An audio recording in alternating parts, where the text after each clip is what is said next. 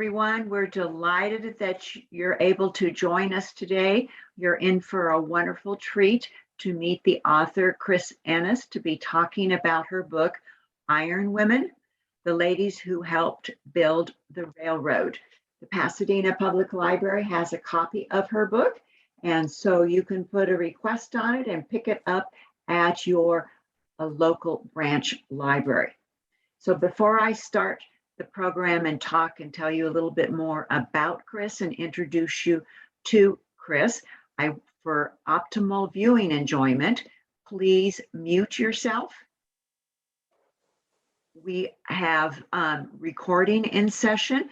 Chris has allowed us to record for Pasadena Library YouTube or YouTube Pasadena Library so that you can review the program afterwards and send it to your friends and have them look at it as well.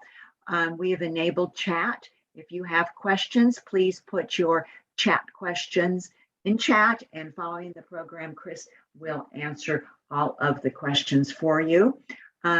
Also, you can do the live listening to it yourself if you want to and see all of the closed caption at the bottom, but you have to set that up on your computer for closed caption. So we have a few more people coming in to join us, and we'll start in just a few minutes. But we're just delighted that Chris is here today. She's a New York Times bestselling author, a scriptwriter, and a comedian who has written for television and film and performed on cruise ships and on stage. She's worked with award-winning musicians, writers, directors, producers, and is a screenwriter for Tricor Entertainment. But her true passion is for telling the stories of men and women who shaped the history and mythology of the American West. Some of the most famous names in history, not to mention film and popular culture, populate her books. She reveals the stories behind the many romances of William Bill Cody, who moved on from his career as a scout on the plains to bring the successful performance spectacle of Buffalo Bill's Wild West to audiences throughout the United States and Europe between 1883 and 1916. And she tells the stories of many talented and daring women performed alongside men in the Wild West shows who changed the world. Thought about women forever through the demonstration of their skills. Chris Enss brings her sensitive eye and respect for their work to her stories of more contemporary Americans as well, and entertainers. She also talks about the lives of John Wayne, Roy Rogers, Dale Evans, bringing to light stories gleaned from family interviews and archives. The most famous American couple of the 19th century, General George Armstrong Custer and Elizabeth Bacon Custer, draws her scrutiny as well. So if you go to her website, you can see that she has written more than 20 books. And we are extremely honored that Chris is with us today to talk about Iron Women, the ladies who helped build the railroad. Remember, the book is available at the Pasadena Public Library for you to check out and enjoy. Welcome, Chris. Well, thank you so much for the lovely introduction. I certainly appreciate it. And I'm glad that you've invited me to come and talk with your viewing audience about women of the American frontier. I have been writing about ladies of the American West for more than 28 years. And I'm now up to 50 books, as a matter of fact, not necessarily all on that subject. I've written about baseball, but everything always happened west of the Mississippi, and as late as 1934. So really, I've just kind of honed in on that particular area of history. And I love writing about women of the Old West because generally when people think about women of the frontier, they fall into two categories. They're either Miss Kitty of Dodge City, or they are Laura Ingalls from Little House on the Prairie. They don't think that women did much else. They were either teachers or they ran brothels, and women really did serve a variety of roles on the American frontier. And I've written about some amazing, one of my favorite books is about women entertainers of the frontier. These women who dared to go into some of the early theaters and to perform amazing shows. Some of them weren't so amazing, but they were still entertainers and got paid a lot of money because entertainment was at a premium in the Old West. And so they would applaud just about anything if it was on stage. And so that book is called Entertaining Women. And it is about the actresses, singers, and dancers of the Old West. And if you don't have one of those, I'll make sure that your library there gets one of those so you can have one on your shelves for people to check out. It's a really fun book. But we're here to talk about, listen to stories about women who helped build the American Railroad. And I enjoyed writing about this. And as I say, I'm always fascinated to learn the amazing things that women have done. But when the Transcontinental Railroad met up at Promontory Point on May 10th, 1869, they made a point of making sure that there were no women that were going to be included in any of the pictures. I have this one picture here, and it's from the book. Hopefully you can see that. And lots of men in this picture, very few women at all. The women that are in there are the wives of the men that are there, but by and large, they made sure that there were no women because they said that women had no hand in surveying the land or laying any of the track. And so because women weren't in any of those key roles, they said that women shouldn't be recognized as anyone who had anything to do with the railroad. But had it not been for women, nobody would have gotten on the doggone things because they were loud and they were not very hygienic, and men would have just been happy to slap a board over a couple of barrels and that be your seats. But women said, this isn't going to work. If you really want people to get on a train and go from one part of the country to the next part of the country, we have to make this attractive. And so women became very instrumental in doing a lot of the interior engineering that goes into making the train something that is attractive that everybody would want to be a part of. Before I get into what those women did, I want to mention some of the things that we don't really associate women with inventing for trains, but I want to mention them because in the book I talk a little bit about some of these amazing inventresses. One of them is Eliza Murphy, who focused on the mechanics of the railroad, and she created a device for improving the way bearings on the rail wheels attached to the train cars and responded to the axles. That particular device was called packing. And Eliza holds 16 patents for her 1870 invention.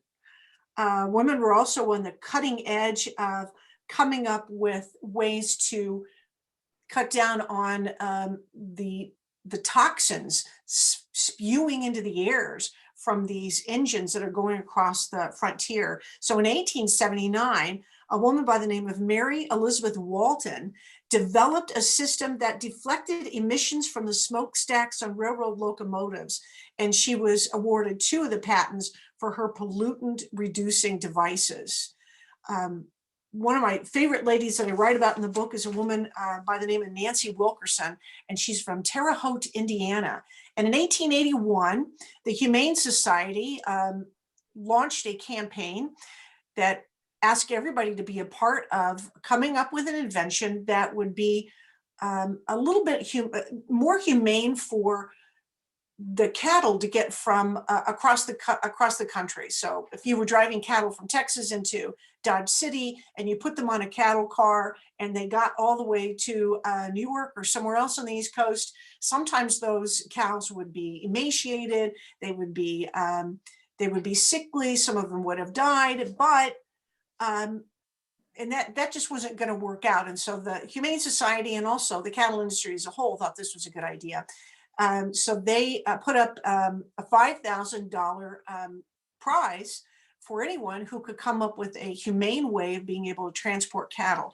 And so Nancy Wilkinson created this fancy cattle car in 1881. I say fancy because what it really did was it had a contraption on one end of the cattle car where the cows could get feed on one side and their water on another side. So when they got there, they were still fatted up, they were hydrated, and they looked good when they got on the other side. And Nancy Wilkinson was a rancher's daughter. And so it's amazing that she was able to, I mean, it's not amazing that she came up with them. She's around cows an awful lot, but she used a rack and pinion mechanism and devised these partitions that separated the livestock from the food, and they could just use their nose to get in there and get at the water or the food. And she won the $5,000. And, you know, that was in 1881. That's a huge amount of money, but it really did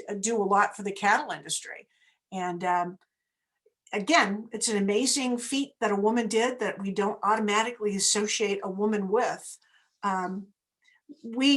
I think it's easier for us to think that in terms of the railroad, what women did do was they were the telegraph operators, but women were not considered to be anybody that could really do the telegraph operator job right from the very beginning, because it was an itinerant profession, and you'd have to go to these real remote areas where the depots were, and that's where you would do the telegraph operating. And so you would get information about what was happening on the railroad, and then you would decipher that, and then you would send that message out to other engineers and other depots. And they didn't think that women, believe this or not, they didn't think that women could multitask. And so they believed, they didn't think that they would appreciate being in these remote areas, and they didn't think they could multitask. And so when they tested women for the job of being a telegraph operator, what they did was they had 5 other machines around this area where they were doing the testing, and women had to listen. They had to key in to that one machine that they were supposed to be paying attention to, and women could do it better than men. And so before you know it, women were the ones considered valuable in that particular area because they could do these jobs that a lot of men couldn't come in and do and weren't focusing on. Men had other ideas for what they wanted to do after hours. When I was doing research for the books, one of the men that I learned about, who was very young, in his very young years, he was a telegraph operator. He's also he played the guitar and he sang. And so he was really more focused on getting off of work and going into some of the bars that he could be at, and he could play his music. That gentleman turned out to be Gene Autry, a really good musician, great singing cowboy, terrible telegraph operator. So I was fascinated with that information too, to learn that women were not considered right off for that particular position.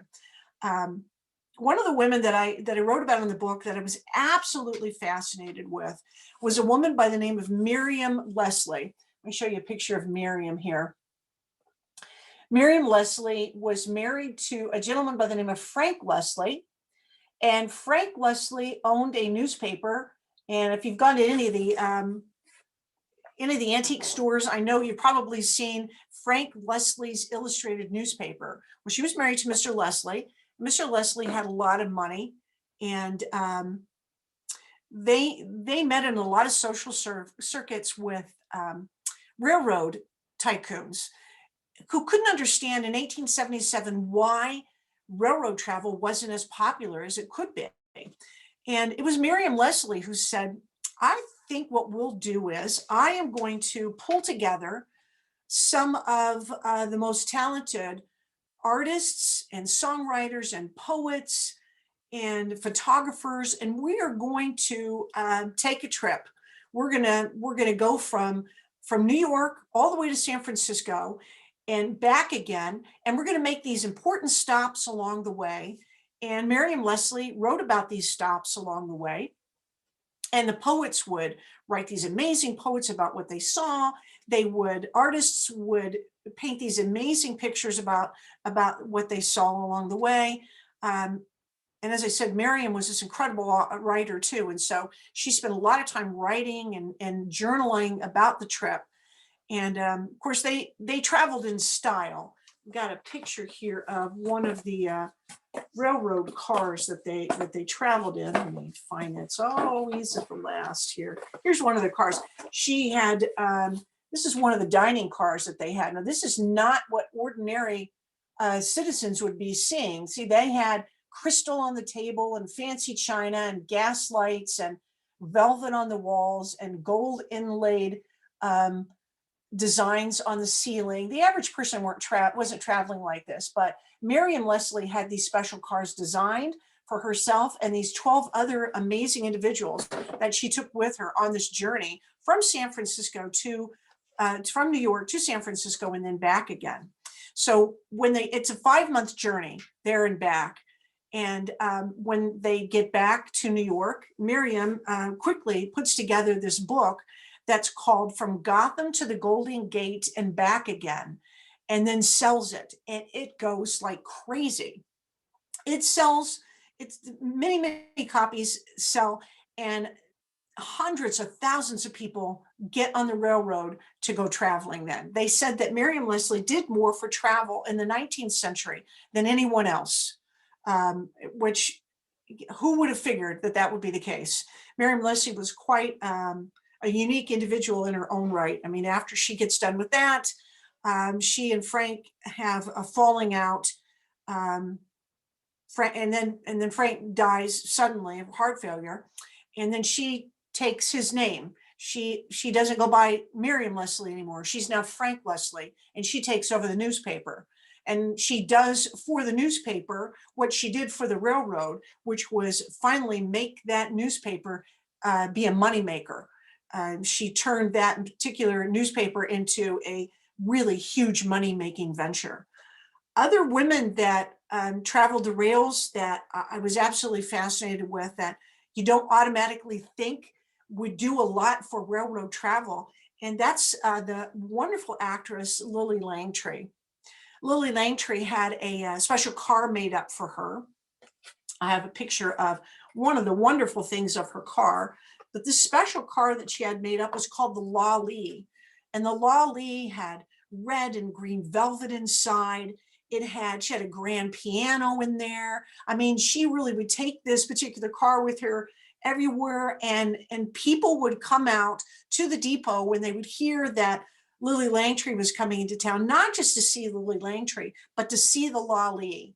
They wanted to, I mean, this car was so amazing that people came from miles around to see the car. Now, the inside of it, they wanted to take a look too, because it had one of the very first restrooms, full on restrooms in the vehicle. And as you can see here, this is a picture that they had taken to publicize this particular car. And you see a woman is standing up in the restroom. She's not kneeling down. There's plenty of room to comb your hair, and you got a little sink there. It was really a feat that everybody wanted to, they wanted to travel on a vehicle like this. And oftentimes that wasn't necessarily the case, but for somebody like Lilly Langtry, who was this amazing entertainer and traveled all around, she was able to have a car made for her. And really, as I said, I mean, she did a great deal for railroad travel, because people wanted to come out, and people would make plans to travel on the trains thinking that they were going to get on the Lilly. I always think about that when it comes to first class and just regular coach on an airline. And that's what it was like. I mean, there's a huge difference, and the average person didn't know there was that big of a difference. But it made them want to get on the train, and it made them want to travel all the more. And so she was very instrumental in that. Some of the other ladies, I want to show a great picture of the telegraph operators. I love this one. These are women that telegraph operators, these ladies had to learn how to listen to Morse code and decipher it by Morse code. And then the rest of it, they had to decipher just by feel and by touch, because it was done, of course, in Morse code and with dots and dashes on the paper. It's raised paper itself. And so they had to interpret that, and they had to do it very quickly. and women were really proficient with that. And one of the ladies I write about in the book, as I said, they didn't really think that women wanted to do this job because it was quite itinerant, and the place that you were going to be at was just remote areas away from, just not a lot of civilization around. And they didn't think women wanted that. But one of the women I write about in the book, she liked that job. She was married and divorced 5 or 7 times, I believe. In the book, I talk about that. And that's because everywhere she went, she was a telegraph operator. She had a relationship with a different guy everywhere she went. So she liked that. She liked that work. So it wasn't just the guys had someplace different. Women enjoyed that kind of work for the same reason. Of course, at the beginning of this, there was the talk of the Harvey girls, and everybody is about Fred Harvey. Fred Harvey coming up with this amazing idea of restaurants located at the depots. Prior to that, people would get off of, they would stop someplace and they'd have to run as fast as they can to the nearest restaurant. And then that didn't necessarily mean that you were going to get your food fast. So there was just no place where people could stop and get anything to eat. And it was Fred Harvey and his company, who said to the Santa Fe, Topeka, and Atchison Railroad, I think it'd be great if we had a restaurant that served the same food in every place. And so people would feel at home when they got on the railroad. They would get to a different stop and they would recognize, hey, this is the same kind of place that I saw in Cleveland that's now in Texas. This is great. And so he hired these women, and the women were women that were hoping to gain money for college. A lot of these women were looking for a way to be able to further their education and had no money to do it. And so they signed with Harvey and Company. And when they signed with Harvey and Company, they signed a contract for either 6 months, 9 months, or a year. And they had to conform to a particular moral code. They had to conform to a particular style of dress. And I've got some amazing pictures here. You can see they had the starched white aprons. Their hair was all done at the same way. They had to sign contracts that say they would not date any of the customers, although some of them did date some of the customers. I mean, some men, I've written about one of the men in there who would come back constantly to the restaurant. He was a rancher. He'd come back constantly to see the same woman that waited on him every time. And these women had to serve the same thing. You can get tea or coffee or milk. And those were standard beverages, nothing else beyond that.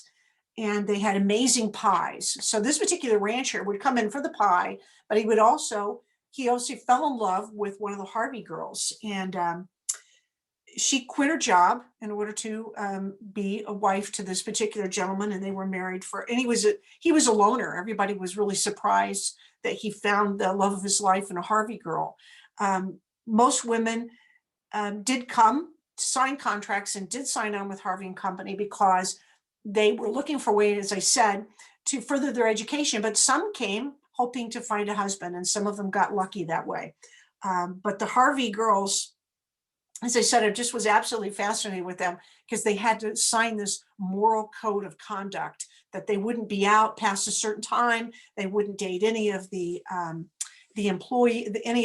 customers, and that they would conform to a uniform way of dressing too. And they had to comport themselves outside their job in a manner that was fitting a Harvey girl. But what I thought was fascinating too, when I was doing the research for the book, was that Fred Harvey and Company hired a woman by the name of Mary Colter she was an architect, amazing architect, to design the interior of his depots and the hotels. And Mary Colter was just, I mean, she was incredible. She was incredibly, she could design these depots in Kansas City. If you've ever been to the Union Station in Kansas City, it's marble and it's gold and it's incredibly ornate.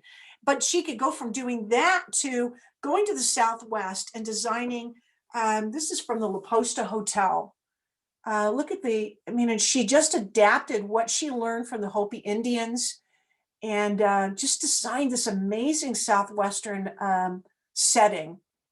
And people would come and they would stay by the fire. They would enjoy some time between when the cars would stop and transfer them to another place. They would just spend time there. And Harvey was just so smart to hire her. Later on, when this is after Harvey had passed away and others were running the Fred Harvey Company, after he passed away, they had her come to the Grand Canyon and design some of the amazing places that you see around the Grand Canyon. There's one there called, it's just a lookout place where you can go and view the canyon, but it looks like it was just formed out of the rock. And she did that on purpose. All of her creations at Grand Canyon look like it just came out of the rock, that's just how it was designed by the creator to be able to just part of the setting.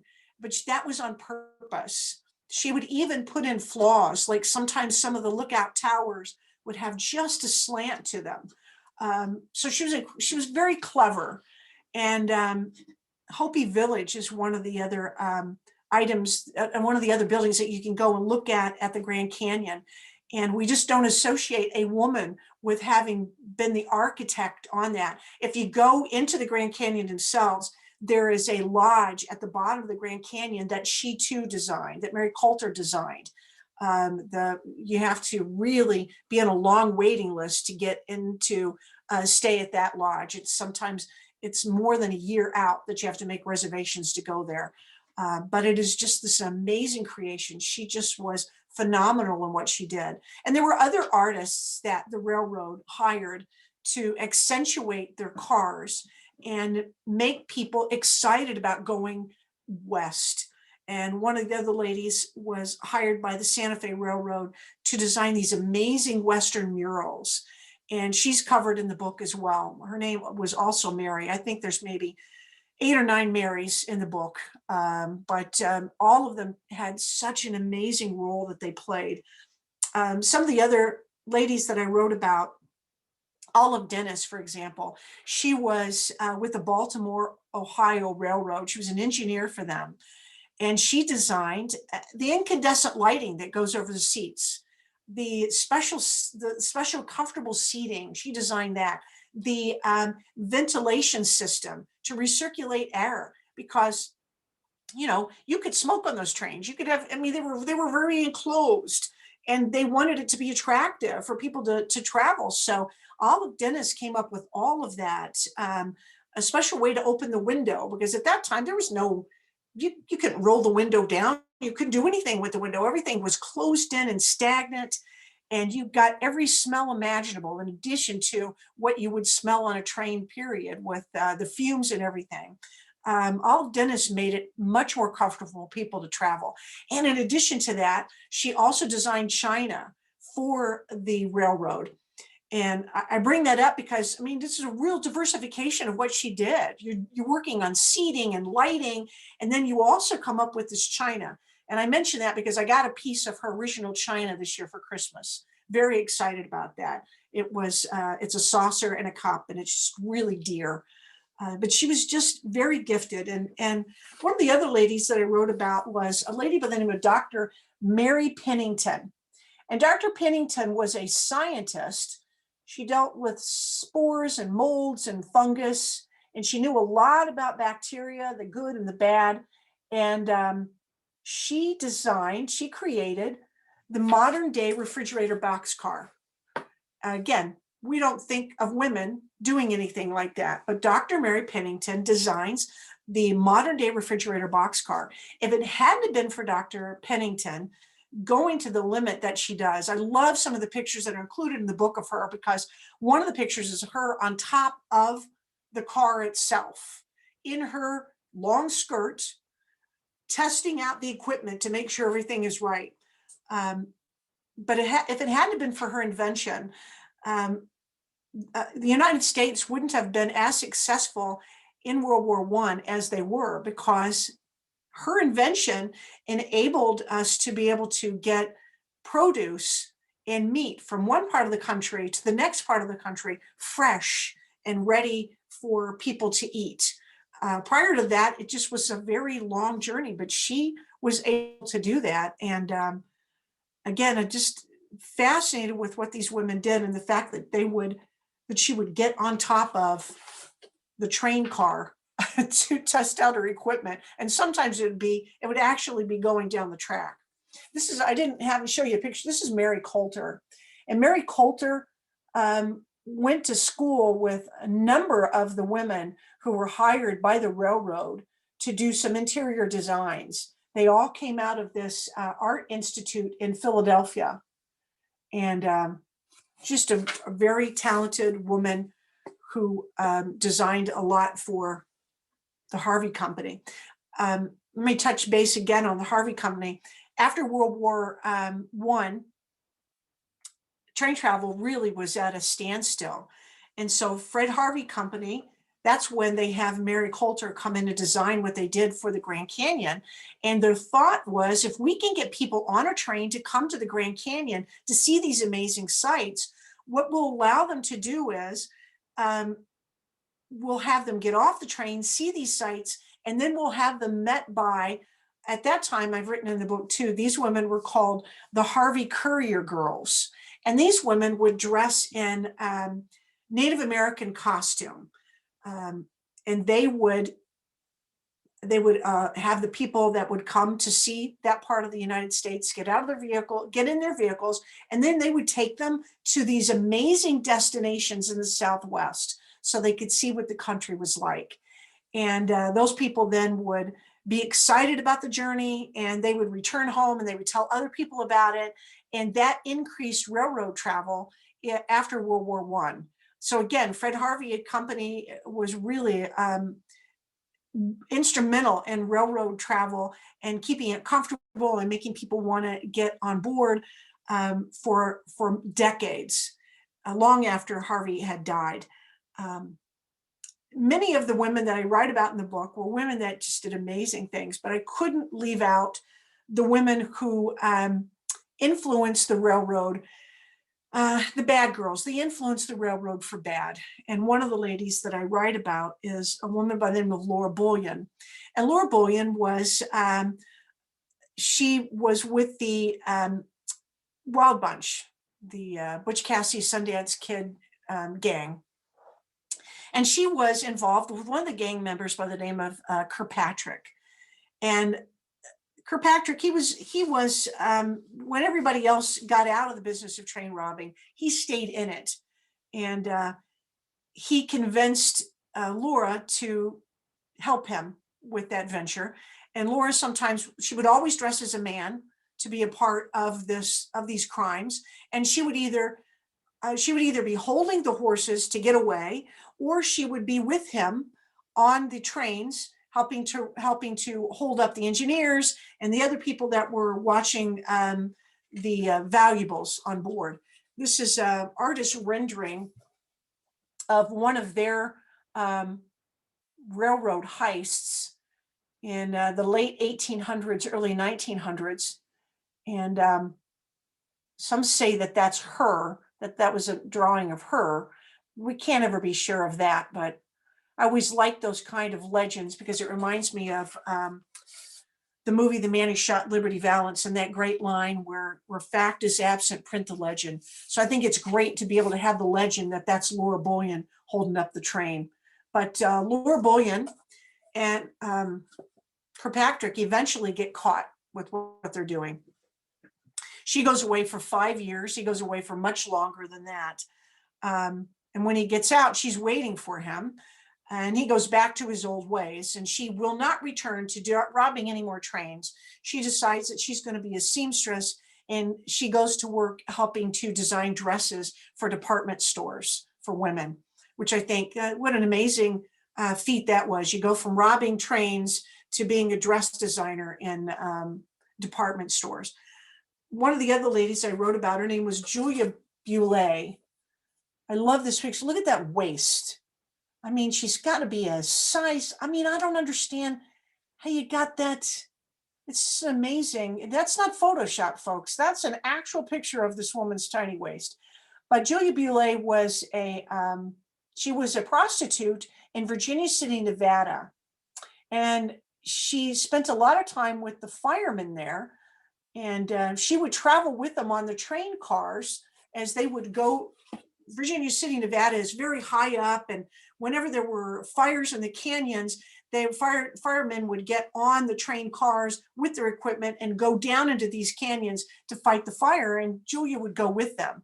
She also used a portion of the money that she earned from her own work to help financially support the firemen. As you can see here, this is the belt that you see that she's wearing and that hat in the background is what they gave her to honor her contributions that she made to the fire department there.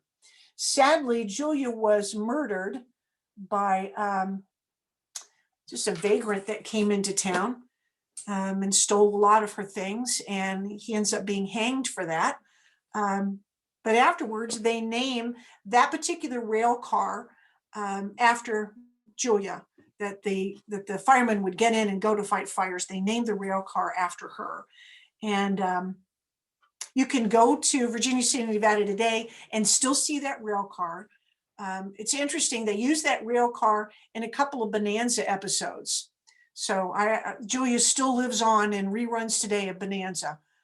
Joe in the Bonanza episode was in love with this woman, and she came by train into the Virginia City area where the Ponderosa was. And that's how they worked in the train car. But these women, and there's many more women that I talk about in the book and their contributions, and some amazing stories too. I mean, some of these women who were telegraph operators. There's one story in there about how dangerous it was if you were working your telegraph box by an open window when there was a lightning storm. You could get struck by lightning, and there's a story in there about a woman who was indeed struck by lightning. But these women, as I said, I mean, I love writing about what people don't ordinarily think of with what women did. Susan Morningstar was one of the very first women on record employed by a railroad, and she and her sister Catherine Shirley were hired by the Baltimore and Ohio in 1855 to keep the interior of the cars clean and orderly. From those sisters, they then hired what they called nurses.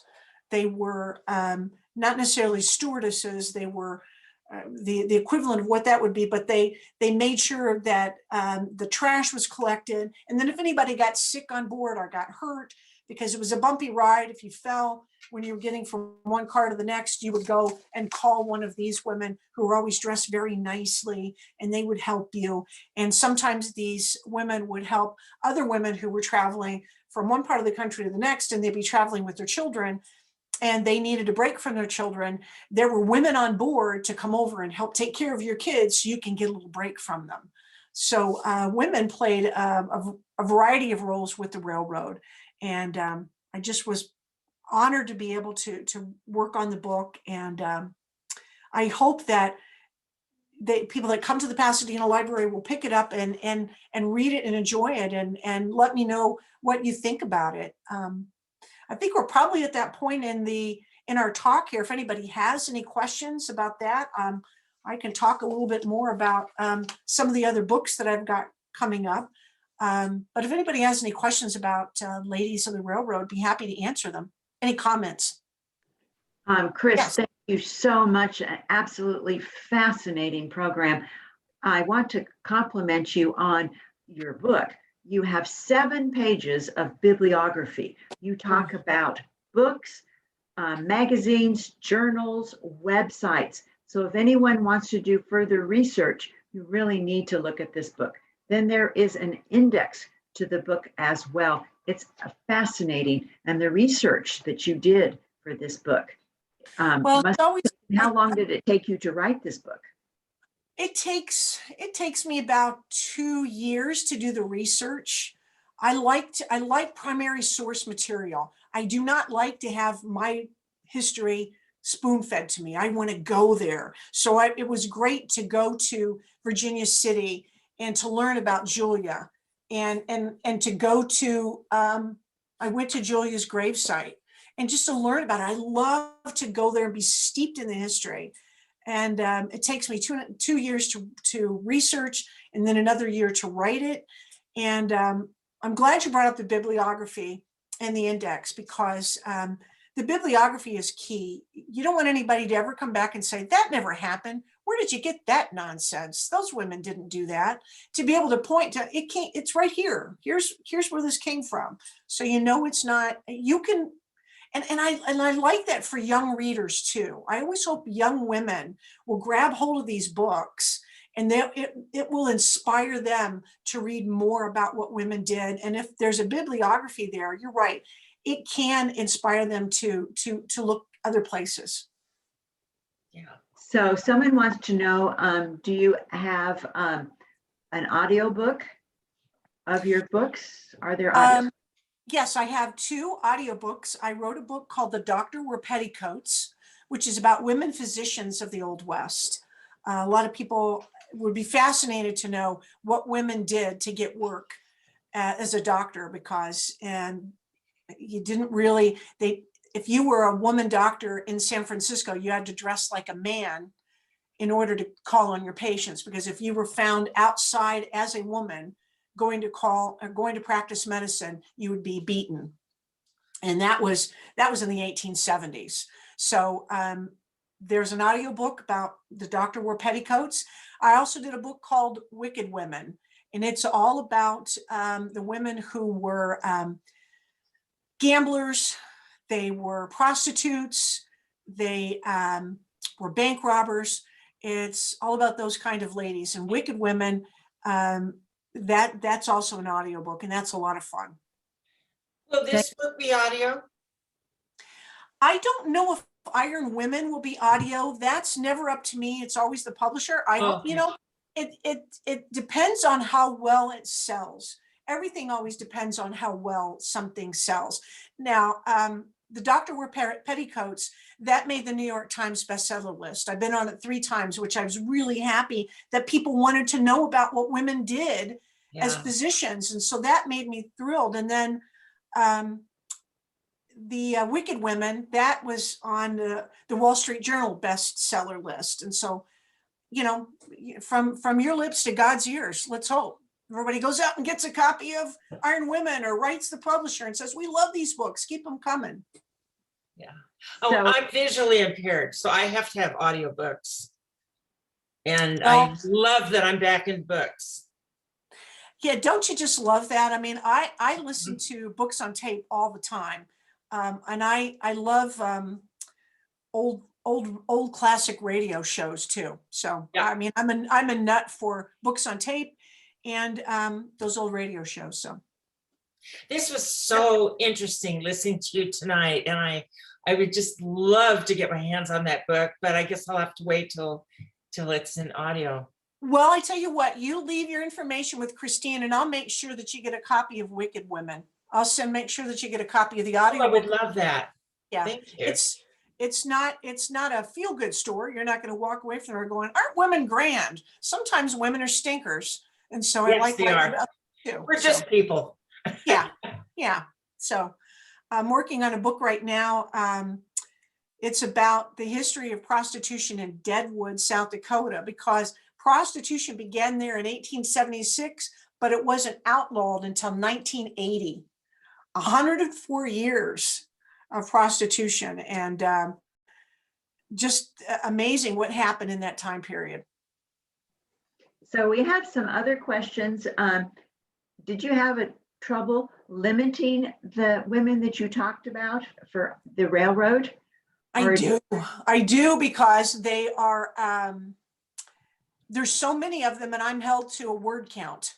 You want to make these, I always like to say that my books are like bathroom reads. They're not real thick. you can go to the bathroom if you need something to read and you got some company, you don't know what to talk to them about. You grab this, you read a couple of chapters, and now you've got conversation that lasts the whole evening. So yes, I have. There were a lot of women I left out. Well, your stories are absolutely fascinating. Somebody wants to know, have you thought of working with a children's book author to have what you found available to for children to do a children's book about these same women? I have not done that. I would have to, once you get into a niche, it's really hard to cross the street and to play in another area. I'm known for writing about women of the American frontier for the YA audience, and so to make it, I mean, most of my books are for the YA audience, the young adult, and so I've not. I would have to really find a publisher who thinks that I can write for little kids, and then maybe I could. But well, I'm an adult and I certainly enjoyed your book. I think they can go from YA to seniors. good, that's good. Well, and certainly some of the subject matter does. I have a book coming out in June, and it's called The Widowed Ones. And The Widowed Ones is about Elizabeth Custer and the other 6 officers' wives who were left widows after the last stand. And it's about their friendship and how they got through that ordeal, because some of the women, they couldn't find, their husbands couldn't be identified because their bodies were burned. Some of their husbands had been beheaded. And so these women were really, the suffering was great. And their friendship got them through these challenging times, and they remained friends. Elizabeth Custer was the last one to die. She died in 1933. And they were good friends. So that particular subject matter, I guess that wouldn't be, kids wouldn't care too much about that, but I think it's just a fascinating subject too. So you're known for writing about women in the West. How did you get started on that? How did you actually say, I want to write about women, because they weren't as much focused on? Not so much that. I believe that women really were written quite a bit about in history. Certainly west of the Mississippi in the early 1850s, you don't find a whole lot of women, their stories really written about. And that's because a lot of the women were out here were women of ill repute. And most men were not going to write about the women of ill repute that they knew. They were going to write about some of the wives. And that's what made me want to write more about women. I was doing a historical report for a radio station. And I wrote about a wagon train party called the Bidwell-Bartleson Wagon Train Party that came west in 1846. And it was made up of more than 80 men and 1 woman. And her name was Mrs. Benjamin Kelsey. And she made that 4-month trek carrying a 1-year-old baby on her foot, on her hip, and she was barefoot. And the baby was never sick a day during the entire journey. But I wanted to find out what her name was, because everything said Mrs. Benjamin Kelsey. And it was diving and finding out that her name was Nancy. And I wanted to tell that story. I wanted to tell more of these women's stories. Now, she wasn't necessarily called Mrs. Benjamin Kelsey because men didn't want to include her first name. A lot of times people say men didn't include women because they wanted to be the one in history. But in those particular instances, Mrs. Benjamin Kelsey was the proper, dignified way that you referred to someone. You wouldn't have written that her name was Nancy. And so it wasn't based on, we want to get women out of here. It was based on being dignified and being respectful. And in doing my research about women of the Old West, I find that men got beat up a lot for what people think not including them in history, when in fact they did, just in a way that today we would think, that's not how you refer to women. And so that's what started it. I wanted to do more about bringing these stories of these women. I mean, Nancy Kelsey, just an amazing life. She gets all the way west, sets up her home. Her husband decides he doesn't want to be here.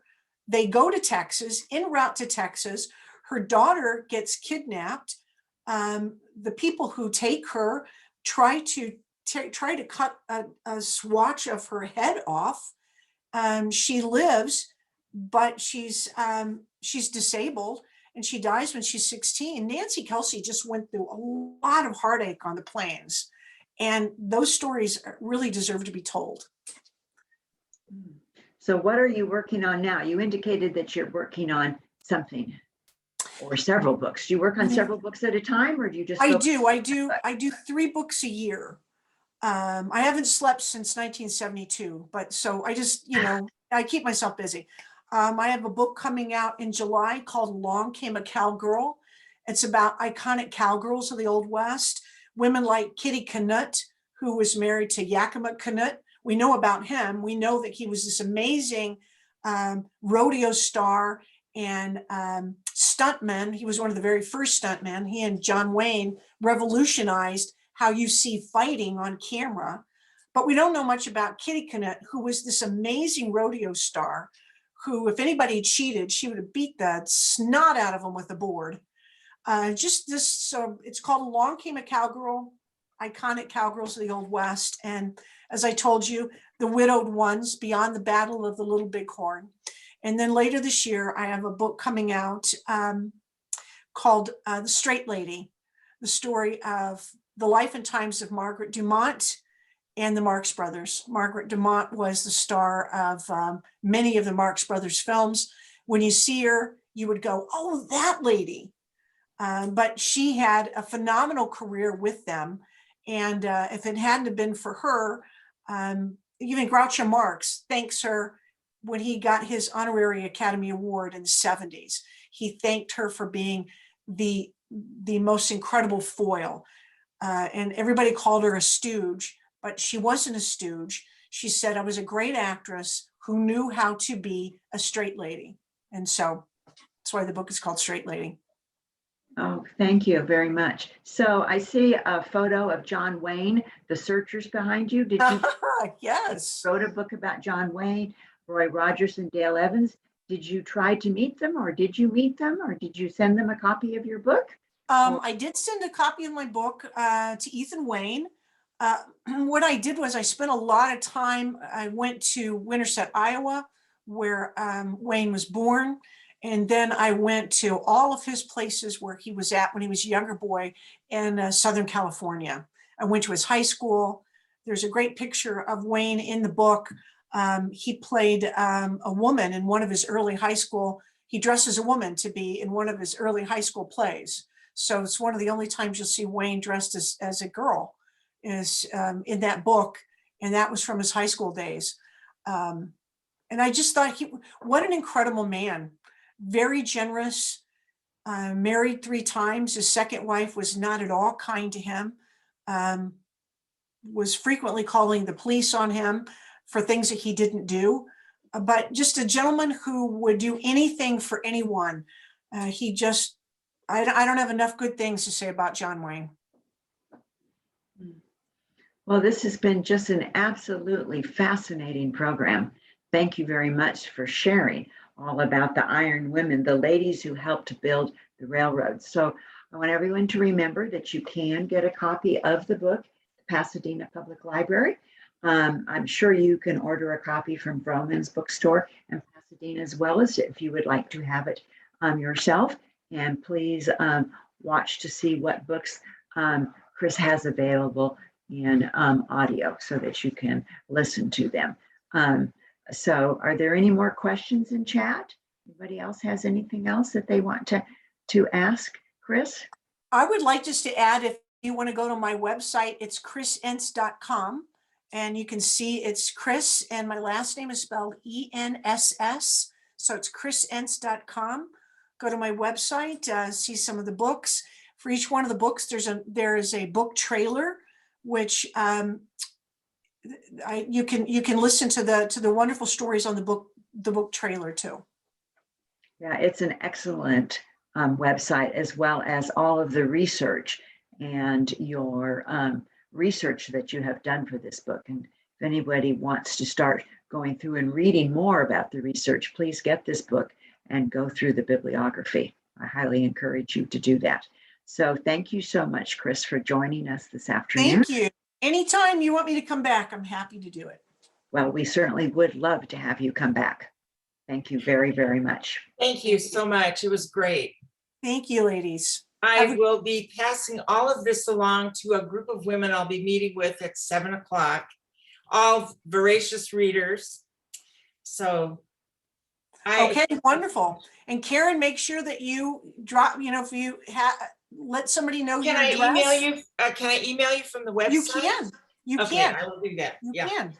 Great. Okay. And I know Christine Reeder from my work with City of Pasadena. Great, perfect. Well, send us your email. Okay. And we'll help you get your books in audio format. Quickly, I just want to thank you, Chris. I've been working for the railroad for 23 years, and there aren't very many women in the railroad. It's still industry now, but I'm super thrilled to read your book. And I'm also involved in an organization called the National Association of Railway Businesswomen. And I'm going to be sharing about your book at our meeting on Saturday, and would probably love to have you talk to our group if you're interested. So thank you. Wow, I would absolutely love to do that. Love to do that. I will reach out through your website. Thank you so much. Good. Thank you. Oh, it's so exciting that there's been so many people that are interested in your stories, Chris, and Yeah, the railroad. And it's exciting to travel by railroad. Even nowadays you can. right. It is. Very exciting to travel by railroad. And you often see those special travel logs on TV across Canada, across the United States. It is quite fascinating. Right. I love traveling by rail. One of the very first trips I ever did was to go to Walt Disney's hometown by railroad into Missouri. So.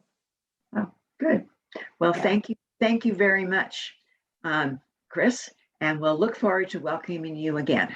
To the Thank you so much. Public Have a Library. good call. Thank you. Thank you, everyone, for attending. Thank you. Good night. Good night.